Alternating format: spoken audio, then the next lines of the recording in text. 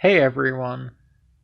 In this episode of Problem Solving in Action, I'm going to be talking to Dr. Jonathan Hodge about ranked choice voting. Where is the math in analyzing a voting system? What does that look like? Sure. Yeah, so mathematicians approach this a few different ways. Historically, sort of the initial approaches to analyzing voting systems involve defining properties of, what we might want a voting system to satisfy. So, things from, well, we could say that if I increase a candidate's rank on my, that shouldn't hurt the candidate. Or we could say that all votes should be treated equal, or all candidates should be treated equally. So those sorts of properties, mathematicians might define those very precisely and then look at which different voting systems would satisfy different combinations of those properties. So there are some famous theorems, back in the 50s that kind of started that line of inquiry and that approach to analyzing voting systems. And then along the way, you have to define precisely what a voting system is. So I think that one of the things mathematicians are good at is defining things precisely, making precise definitions of concepts and formalizing those concepts so that we can study them in a rigorous and precise way. So that's sort of been the traditional approach that involves, you may have heard of Arrow's theorem. That's a big theorem in the field that basically says that when you have an election with 3 or more candidates, the only voting system that satisfies a certain list of desirable properties is a dictatorship. It's this impossibility theorem. And that's probably the most famous theorem in voting theory. And so there's lots of variations of that type of work where we, define properties and then look at what systems satisfy them or prove that systems can't satisfy these properties. I would say more recent work, while that line of inquiry is still very much alive, there's been more simulation-based work lately as well. And that's appealing for different reasons in that we can actually try to get a handle on what these voting systems do in real life.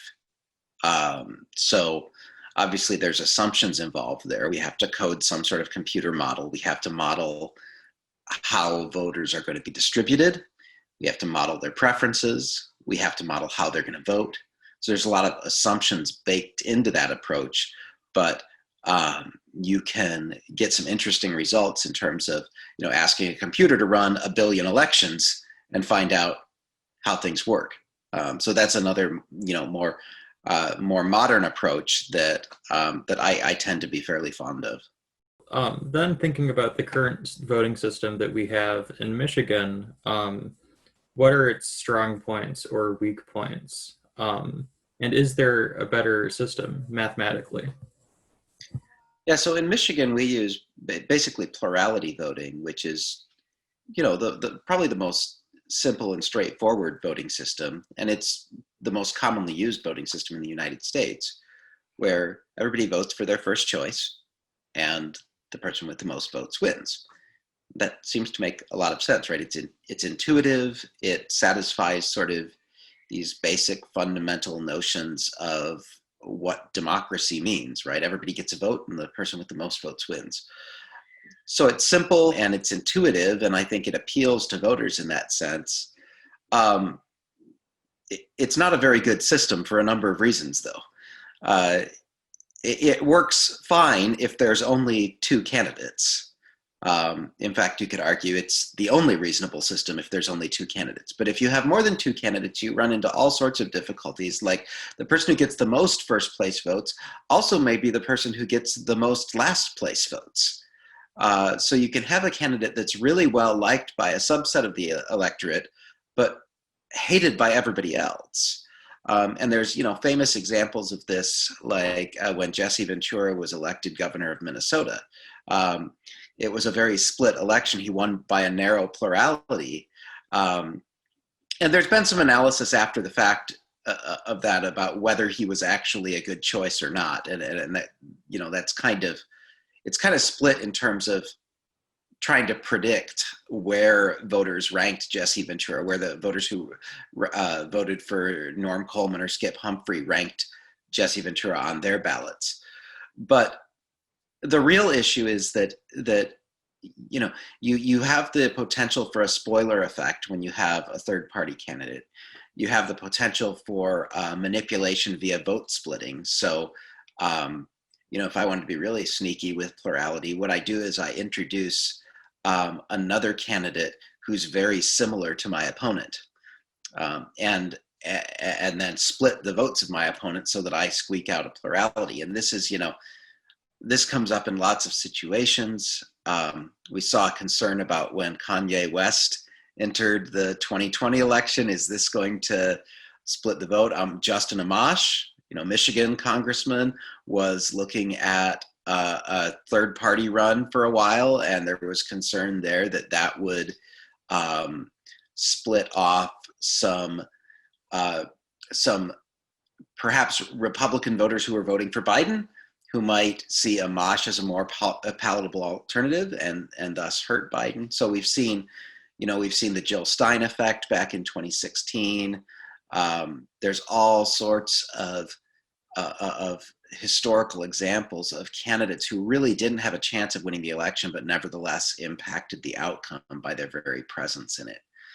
So that's in my view the biggest difficulty with plurality, and it doesn't allow voters to say anything beyond what their first choice is. And so if I really do like a third party candidate, I have to think strategically. If I vote for that third party candidate, I'm basically throwing away my vote.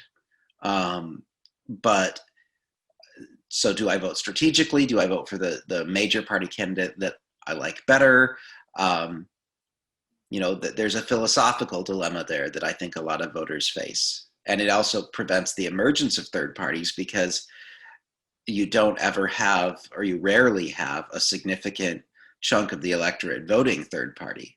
Ross Perot back in, 92, that was a good example of that as well, where he close to 20% of the nationwide popular vote, which was huge for a third party candidate. But in our U.S. electoral system, didn't get a single electoral vote. So had an impact on the election, but never really had a chance of winning. Is ranked choice voting a better alternative, in your opinion? Yeah, I think that, in my own personal opinion, and I think that most voting theorists would agree on this, ranked choice voting is better than plurality. I think that most voting theorists would agree that almost any reasonable system is better than plurality. So it's not a high bar to clear. I think there is sort of an intuitive appeal to ranked choice voting in that, you specify a ranking of the candidates and then there's this runoff process, basically. And so I do think that that from that perspective, it makes sense. And also, some of the things that I look at when I look at a voting system is how hard is it to manipulate? What are the incentives for the average voter to vote sincerely? And with ranked choice voting, the manipulation strategies are actually, it's quite difficult to manipulate in the sense that there are ways of manipulating the system, but they're counterintuitive and not guaranteed to work, and they carry risks. So one of the big criticisms of ranked choice voting is that it violates this monotonicity condition, which means that it's possible for voters increasing a candidate's rank on their ballots to cause that candidate to do worse. And there's a very specific type of manipulation that goes along with that called pushover voting, where you actually insincerely rank a candidate higher, not in the hopes of them actually winning, but in the hopes that in the first round they'll knock out your primary competition and then you can beat them in the next round. But it's counterintuitive, right? Because it involves, it involves ranking a candidate you don't like higher than the candidate you do like in the hopes that you'll trigger something that turns out to work in a subsequent round of voting. And so I think for the average voter, that's not a calculation that they're going to be doing, and it's not a guarantee either. There's other systems where there's very easy ways to manipulate the system by burying candidates and whatnot, and it always hurts the candidate you're trying to manipulate, the candidate you're trying to hurt. Whether it hurts them enough to make a difference in the outcome is another story, but it always hurts the candidate. With ranked choice voting, you might actually inadvertently help a candidate you don't want to help by ranking them higher. So you're kind of taking this very risky strategy with manipulating ranked choice voting. So I do think that it provides voters an opportunity to express more than just their first choice. I think it does help to promote third-party candidates in that there's really no risk for me in ranking a third-party candidate in first place. If they're eliminated, then presumably my second choice would be my favorite major party candidate, and so my vote would just be transferred. And so I think in that sense it makes a lot of sense and takes that spoiler effect away, especially in a system in the United States where we are really locked into two major parties for the time being. A system like ranked choice voting can help. Now, it's not perfect. One of the difficulties is that oftentimes people will revert to just voting for their first choice. So they don't understand the system. So ranked choice voting was used for the first time in a congressional election, federal congressional election in 2018. It actually made a difference in Maine's 2nd congressional district, where the Republican would have won in plurality, but when it went to the runoff in the second round, the Democrat won. So the Democrat got enough votes transferred. Neither candidate got a majority in the first round, and there were enough transferred votes in the second round to bump the Democrat right over the majority threshold. The thing with that election, though, is over half the voters only voted for their first choice. So you had a significant number of voters who basically just reverted to plurality. And so there's legitimate questions there to ask in terms of,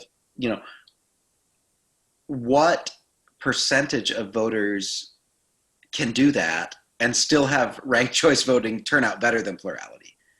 And I actually did some research in the last year and a half or so looking at that and looking at other ways of implementing ranked choice voting, doing some simulations. And it is right around in many cases, it's right around that 50% threshold.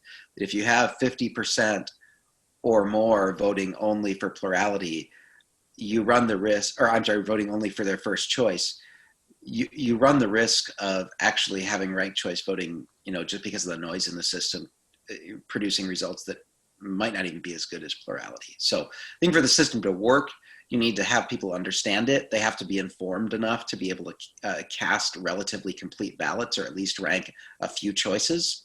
And you have to have a significant number of people who are able to do that. Okay. We kind of touched upon it talking about the 2018 congressional election. But how, this is a pretty new idea. How close are we to implementing this in Michigan, if it's even a possibility? I don't think we're very close. In the states, or in the areas that have adopted ranked choice voting, and right now it's 2 states, Maine, and as of 2020, Alaska. And then there's a number of localities that have, so municipal elections that use ranked choice voting, but in terms of actual statewide elections in the United States, it's fairly rare. It usually happens through ballot initiatives or in some cases, legislative action from state legislatures. there's a lot of advocacy for it, and I feel like that advocacy is starting to take root. But I think it's still a fairly long road before we would see widespread implementation. For instance, there was a ballot proposal just on the ballot a few weeks ago. That's where the Alaska proposal won, but there was a similar proposal in Massachusetts that was not supported by the voters. So, there is resistance to moving in that direction, and folks make all sorts of arguments for why ranked choice voting is a bad idea. And yeah, I think there's legitimacy to them. The question is, are they strong enough to warrant continuing with the status quo, which really, plurality is really just not a great system for important elections. And I would argue that, there are other alternatives people might like better than ranked choice voting. But I think ranked choice voting is an improvement over plurality for sure. Thanks for watching Problem Solving in Action.